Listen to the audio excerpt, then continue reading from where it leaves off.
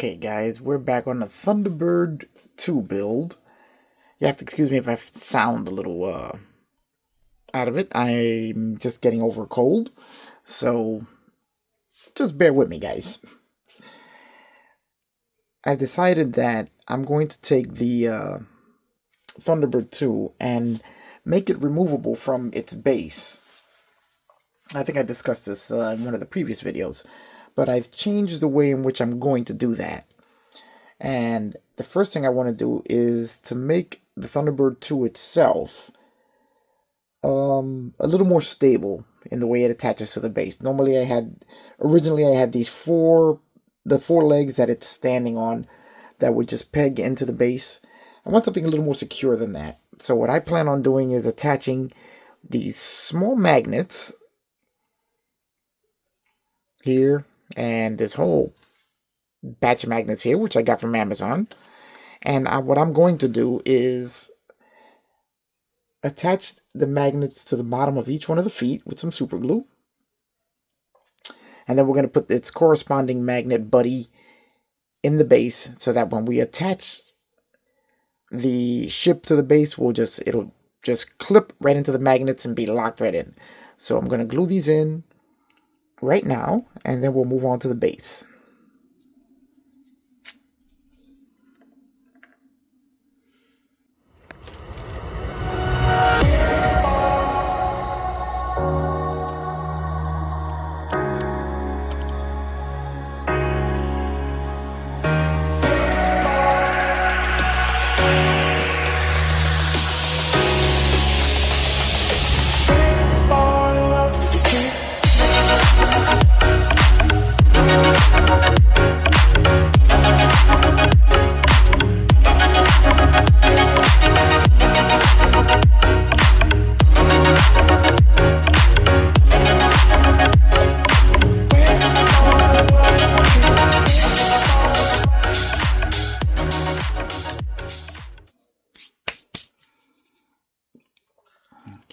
So now, I'm going to flip over and make sure that it sits level, which it does. Beautiful.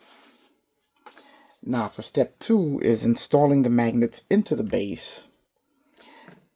And remembering that we have to keep the correct polarity, because if not, it's not going to attach to the base, it's going to push away from it. Okay, now that we've gotten our drill bits, these are the 2 drill bits for the different size magnets. Now, as you can see, this thing has about 3 or 4 different size magnets. And now I just have to remember which size I took. Because we have our really tiny ones here, which this drill bit is just about right for. Then we have our larger size here, which this one is right for. And then we have the really large size magnets. So there's about 4 or 5 different size magnets in here. Now, best way to do it, let me just see. I don't remember which one I took. I guess just kind of grab them real quick. And that would be the larger ones here. So what I'm going to do now is just start drilling my holes to install my magnets into the base.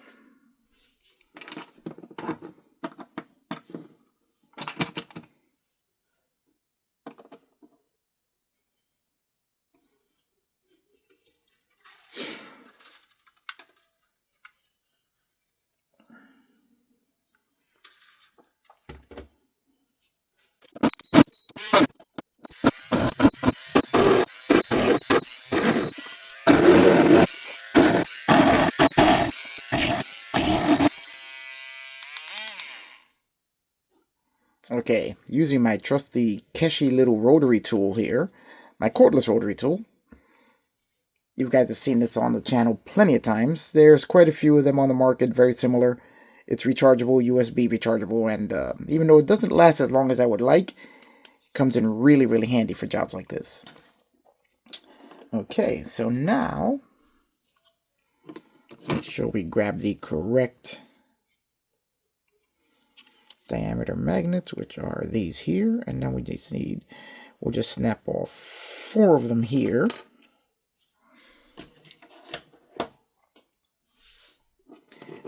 and they will just be inserted. Let's just see if we went deep enough to hold them into there. Yes, we did.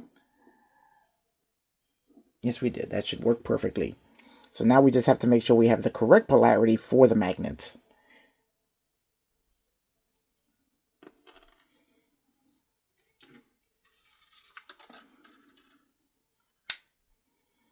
That is it. So what I'm going to do is mark it with a Sharpie so I know which side has to be inserted into the base. And of course I ripped off the other magnet. That's going to be one of the tricky parts here.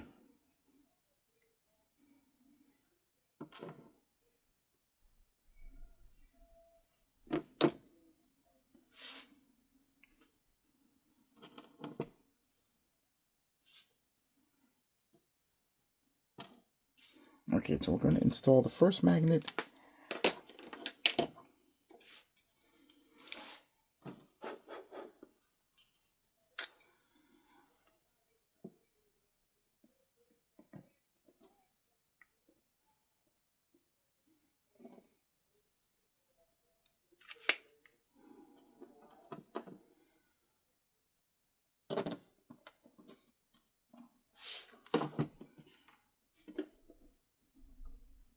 There we go.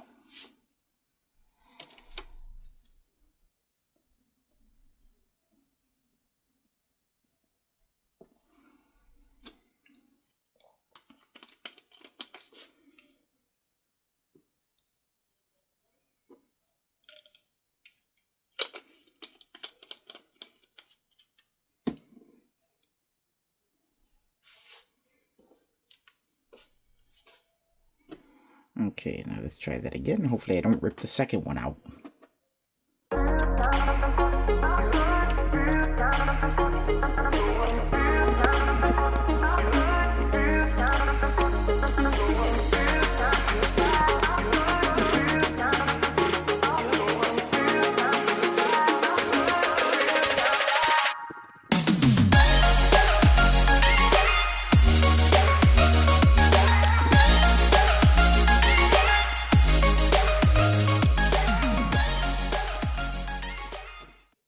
Nah, let's just do a little test here.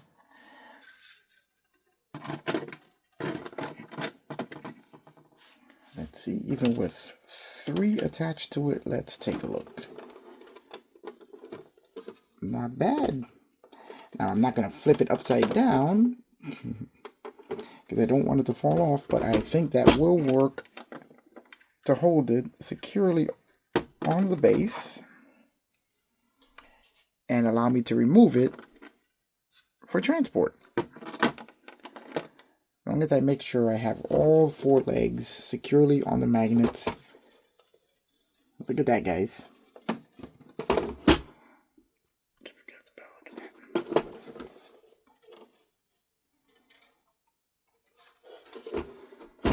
Very nice. And then it's just as easy as popping it right off for transport. Now I'm going to fix that last magnet that I broke off, and then we're going to go towards installing all of the power plugs. Alright guys, now that we're done with the magnets, I went ahead and I installed the 2 switches which are going to control the other 2 circuits. There are going to be a total of 3 circuits in this diorama. The one for the pod over there, that's going to light that one up. And then one for the engine exhaust and one for the interior of the ship. As I realize that I have to put 2 separate circuits there because the flashing LEDs won't flash properly if they're attached to regular LEDs. So now that I have the 3 switches installed, now comes the time to install our plug into the base here so that we can just plug and unplug our ship as we need to, the way I described earlier. Alright guys, now here I drilled the small hole that I would need to pass the connector through. And so I'm going to leave the connector underneath the base as opposed to installing it here because I just found that I'm going to need to pass both harnesses through here. And it'll be just too much to have these two connectors sticking out through the base and trying to plug them in with the ship. So it's just going to be much easier to do it underneath. But remember, with all the other wiring I have running through here, if you do something like this and you have multiple circuits, always remember where you routed them so that you don't drill through your wires. Now, luckily, I didn't damage the wiring at all. I just drilled through the little conduit that I installed for the wiring. But always keep that in mind. I kind of forgot. And I just drilled without checking. So, drill baby drill doesn't work here. I just got lucky this time, or else I'd have to rewire the lights to the pod. Okay, guys, now I have all of the electrical equipment that or all of the electrical parts that I need to install. Here we have both battery holders. Here we have our 2 sets of connectors. And we have our wiring that's going to be getting the plugs and connectors. So now basically we're just going to have to cut some wires and solder some wires, and it'll be ready for installation. Now I decided I'm going to put the male part of the connector onto the ship. Actually, no, I'm going to do the female part, as if I have to remove it from the base, pushing the female part through the base is going to be a lot easier than pushing the male part, where we'll have a chance of bending pins. So we're going to run it that way, and then the male part of the connector is going to go attach to the switch, attach to the power source, and we will be done. Alright guys, so then I have measured out my wiring, and we're going to cut the excess off. But we save all this extra wiring because guess what, guys? This stuff comes in great for spark plugs wires when we're working on the cars. So let's get rid of all the excess, and we'll only keep what we need here because it gets confusing with all these wires. Alright, now it's time to do some stripping. Don't worry, not that kind of stripping. I don't think you guys would want to see me do that.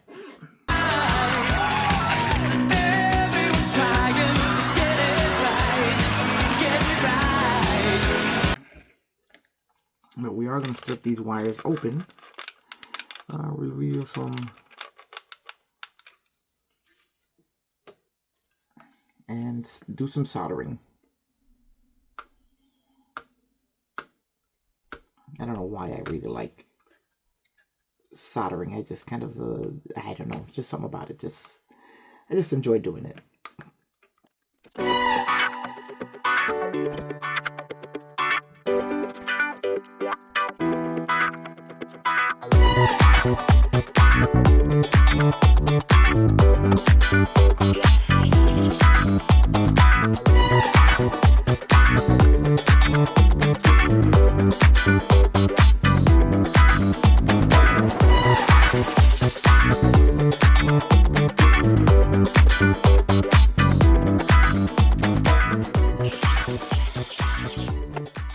Alright guys, as you see now,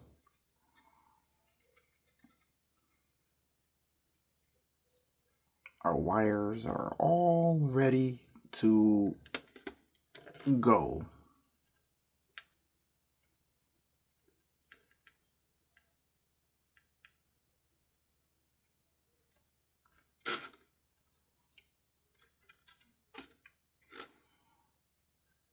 For our engines, our interior. Now we just test. Always test. That's the first thing that you do whenever you're doing electrical stuff.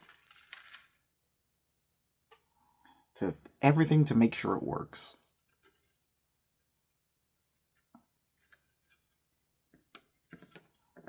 Let's test our interior lights first. I don't know if you guys can see that from there.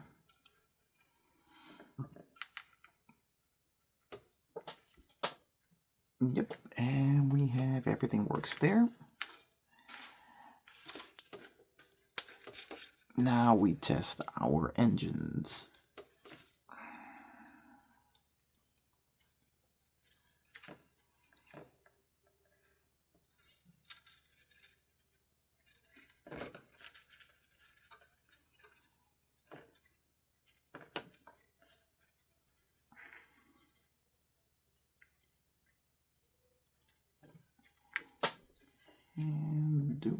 a problem here. Why are the engines not activating and turning on? What did I do here? Did I do something wrong? Yes, I did. I plugged it in backwards. Remember, guys, LEDs only flow current in one direction, so you got to make sure you plug them into the right wires.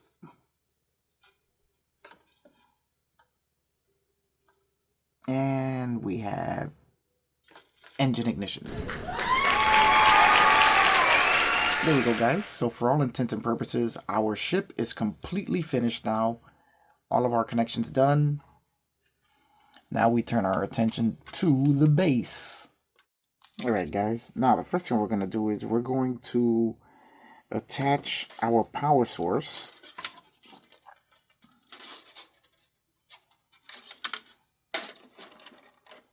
the same way we did with the first circuit, which is going to be attached right to the side here with a little bit of Velcro. Alright, guys, we found our Velcro. You may ask yourself, why Velcro? Well, mostly because it just makes it easier to service it. If I can just pull the battery holder off to give me good access to the batteries, then there's a lot less fidgeting around with this thing, which the less the better, because you don't want to risk damaging it. As just working on the underside of this thing right now, I have to place it on the top of two boxes. Well, I'll explain that later.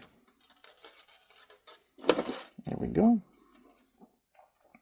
We have our first Velcro attachment there.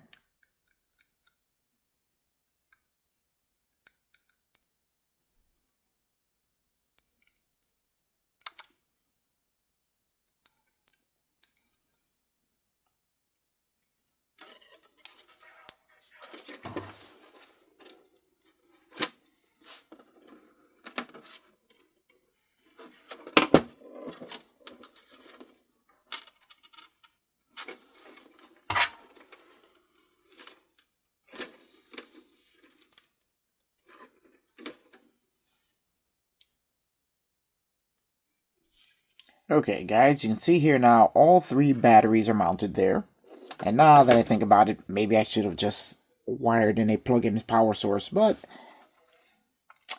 it is what it is. Okay, now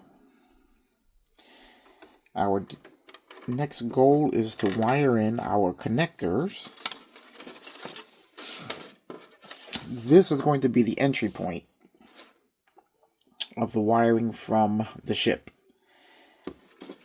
And that being the case, now we have to go to our switch.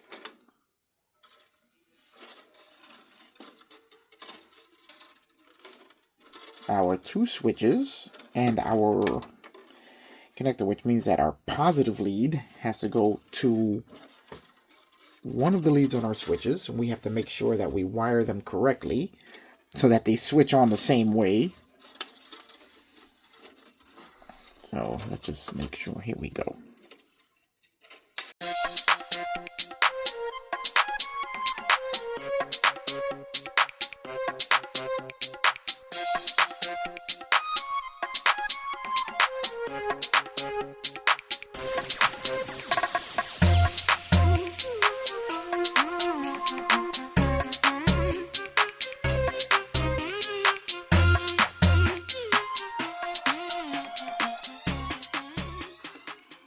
That pretty much completes all the wiring for the base. To largely cover up these engines, so you wouldn't really be, staring at them. Now here is the example of the trumpeter engines. Much nicer, way more detailed. They look really nice. Now, here's kind of now, if you're curious as to what the soldering iron I use,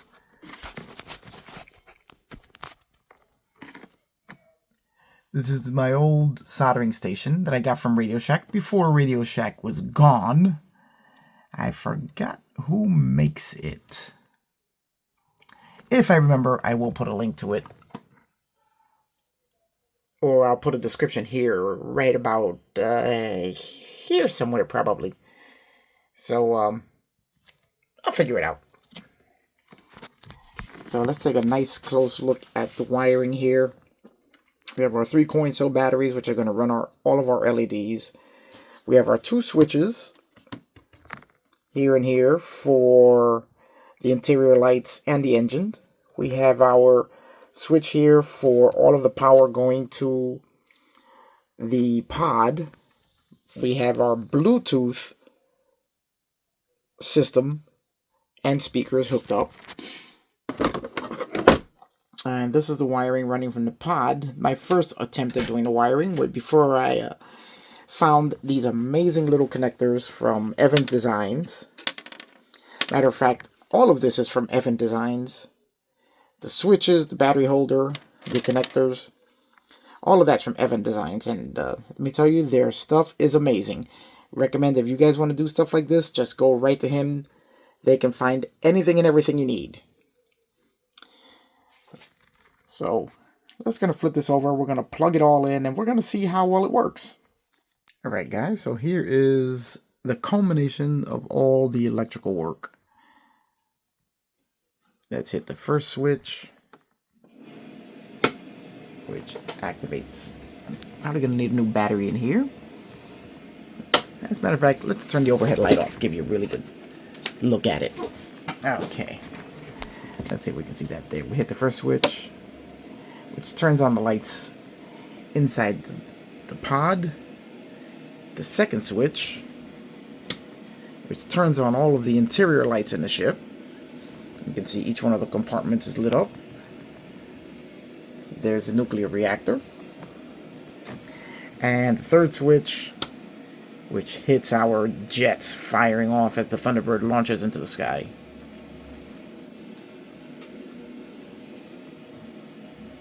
Wow, very cool. I really, really like the way this has turned out. There go our switches on the side of the box.